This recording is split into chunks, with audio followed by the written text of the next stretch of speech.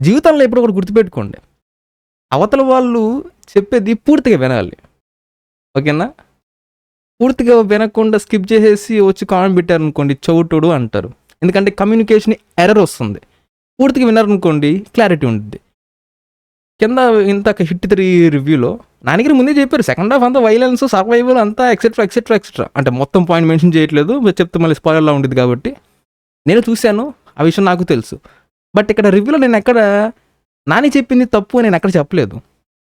నా main point ఏంటి, franchise కంటూ ఒక గుర్తింపు ఉంటుంది. ఓకేనా? హిట్ ఫ్రాంచైజ్కి ఆ ఇన్వెస్టిగేషన్ అనేది ఒక మెయిన్ గుర్తింపు అనమాట. దాని వాల్యూ ప్రైమరీగానే ఉంచండి. ఇన్వెస్టిగేషన్ అనేది ఆ యూనిక్నెస్ ప్రైమరీగానే ఉంచండి. సెకండరీగా గుడ్లు తీసి గోళీలాడేంత వైలెన్స్ పెట్టుకోండి. వైలెన్స్ నేను చూడను, ఇది తప్పు, ఎంత ఉంది ఏంది, యాక్షన్ ఏంది, ఎట్లా ఉంది, అంత ఉంది ఏంది, నేను ఏం కంప్లైంట్ చేయలేదే. ప్రయారిటీ ఇన్వెస్టిగేషన్కి ఎక్కువ ప్రయారిటీ ఇవ్వండి, సెకండరీగా ఇంకేదన్నా పెట్టుకోండి అనే పాయింట్ నేను చెప్పాను సింపుల్గా. ఇప్పుడు అర్థమైందా ఇంతక స్టార్టింగ్లో ఆ మాట ఎందుకన్నాను? ఆత్రం ఎక్కువ పూర్తిగా వినేది లేదు. ఇప్పటికే చెప్తాను. అప్పుడు నాన్నగారు ఏం చెప్పాలి సింపుల్గా, దీంట్లో ఇన్వెస్టిగేషన్ ఎక్కువ ఉండదు, యాక్షన్ ఉండిద్ది, వైలెన్స్ ఎక్కువ ఉండిద్ది. ఈ 2 ముక్కలు చెప్తే అసలు సినిమా కూడా పోయేవాను కాదు. ఓకేనా? అంటే టూ మచ్ రాడ్ రియాలిటీగా చెప్పాలంటే ఇంక ఇది హిట్ది రివ్యూ అంటే సెన్సిటివ్గా చెప్పే కొంచెం అంత మెత్తగా. కొంతమందికి ఏంటో మెత్తగా చెప్తే అర్థం కాదు, మరి ఇంత బ్రూటల్గా చెప్పాలి ఏంటో అనిపిస్తుంది అప్పుడప్పుడు నాకు. ఎనీవేస్ అది పక్కన పెట్టేద్దాం. And coming to the director, plot విషయానికి వచ్చేస్తే మన మెయిన్ సబ్జెక్ట్ క్యారెక్టర్ అన్నిటిని ఫైట్లు, గొడవలు అంతా వదిలేసి హ్యాపీగా లవర్తో మంచిగా వెళ్ళి సెటిల్ అయిపోదాం, మంచి ఫ్యామిలీ, ఇలా ఉండాలని కోరిక. మరి చివరికి అది జరిగిందా లేదా, ఇది మీరు థియేటర్ చూస్తారు. అండ్ ఇక ఓవరాల్గా ఎలా ఉందని విషయానికి వచ్చేస్తే, save your precious money, have wonderful planning, have a good sleep man. అమ్మో బాబోయ్. నంబర్ 1 కల్కి 2898 AD పార్ట్ 2 కోసం నేనైతే మంచిగా వెయిట్ చేస్తున్నా, especially in the music department. అబ్బో మ్యూజిక్ మాత్రం అసలు నిజంగా ఎమోషనల్ సీన్స్లో కావచ్చు, ఫైట్ బ్లాక్స్లో కావచ్చు, సాంగ్ కావచ్చు, అసలు భలే ఇచ్చడి పోయా మ్యూజిక్ మాత్రం. నిజంగా నాకు చాలా ఫ్రెష్గా ఉంది, చాలా బాగుంది, భలే అనిపించింది నాకు. రెండో థింగ్ ఏంటంటే, సూర్య గారి లుక్స్ అనేవి చాలా ఫ్రెష్గా ఉన్నాయి, బట్ అన్ఫార్చునేట్లీ దీంట్లో అంత మంచిగా యూటిలైజ్ చేసుకోలేకపోయారు. నంబర్ 3 ఇది మొత్తానికి షాకింగ్గా ఉండిద్ది.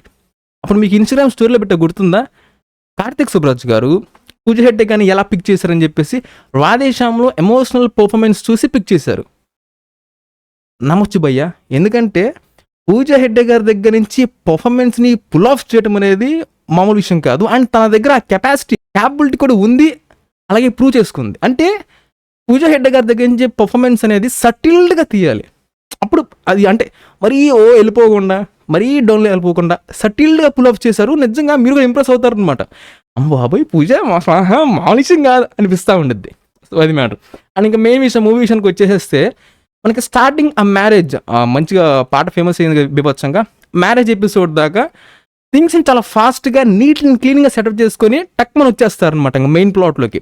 బట్ వాళ్ళు ఆ సెటప్ చేసుకున్న ప్రొసీడింగ్స్లోనే అసలు సినిమా మొత్తం ఏంటా అని చెప్పేసి మనకి చెప్పేస్తారు. వెరీ థిన్ లైనే ఉంటుంది అనమాట, వాటి మధ్య ఉంటుంది మూవీ అనేది. మన మెయిన్ సబ్జెక్ట్ హీరో ఏమో, నన్ను వదిలేండ్రా బాబు నేను వెళ్ళిపోతాను, నాకు ఎన్ని వద్దు అంటూ ఉంటాడు. వాళ్ళేమో నాన్న మాకు కావాల్సింది నువ్వు ఇచ్చేసి, అది రివీల్ చేయట్లేదు, కంగారు పడద్దు. ఓకేనా? సో ఇంకా దీని మీదే ఉంటుంది అనమాట. ఇంక ఇదే పట్టుకొని సినిమా మొత్తం సాగదీస్తారు భయ్య, మామూలు కూడా సాగదీరు. మధ్యలో దరిద్రమైన సాంగ్స్, తెలుగు డబ్బింగ్ అసలు బాగాలేదు. ఫస్ట్ పార్ట్ కనీసం ఓకే, బట్ రిమైనింగ్ అంతా అదిగేం బాగాలేదు. రెస్ట్ ఆఫ్ ది ప్రొసీడింగ్స్ అంతా విపరీతంగా డ్రాక్ చేస్తూ అన్ఇంట్రెస్టింగ్గా ఉంటాయి. ఏంట్రా మాకు ఈ సోదంతా అనిపిస్తూ ఉండిద్ది. లేటర్ ఎక్కడో ప్రీ క్లైమాక్స్లో మనకి ఇప్పుడు దాకా చూపించిన స్టోరీ టెల్లింగ్ అంతా డాట్స్ లింక్ చేసి ట్విస్ట్ లాగా ఇస్తారు. వాట్ ఐ ట్విస్ట్, అడ్డుపోయి చివరికి మళ్ళీ ఇంక మీరు సేవియర్ కాన్సెప్ట్గా వచ్చారుగా అనిపిస్తూ ఉంటుంది అనమాట. సినిమా అంతా వన్ సైడ్ కొట్టుడు ఇంకా అలాగే వెళ్తూ ఉంటుంది.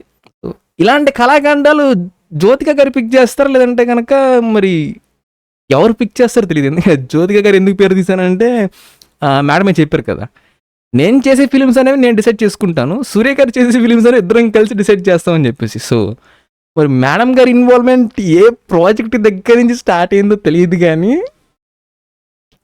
కళాఖండాలు మాత్రం భలే వస్తున్నాయి. సో అది and this one goes for the absolutely a pure a bronze star.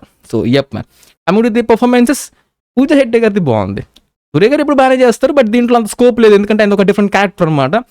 ఆయన బాడీ లాంగ్వేజ్ కానీ ఆయన క్యారెక్టర్ని డిజైన్ చేసుకోవడం కొంచెం అలా డిజైన్ చేసుకున్నారు. సో పర్ఫార్మెన్స్కి ఎక్కువ స్కోప్ లేదు, సింపుల్ చెప్పాలంటే. అండ్ సాంగ్స్ అయితే పెద్దగా ఏం బాగాలేదు, తెలుగు డబ్బింగ్ అనేది. తమిళ వర్షన్ అయితే అదే బాగుంది మనకి హ్యాపీగా వినడానికి. మ్యూజిక్ మాత్రం చాలా బాగుంది, and production quality, cinematography equally good ఉన్నాయి. సో అంతే, దాట్స్ రివ్యూ ఆన్ రెట్రో.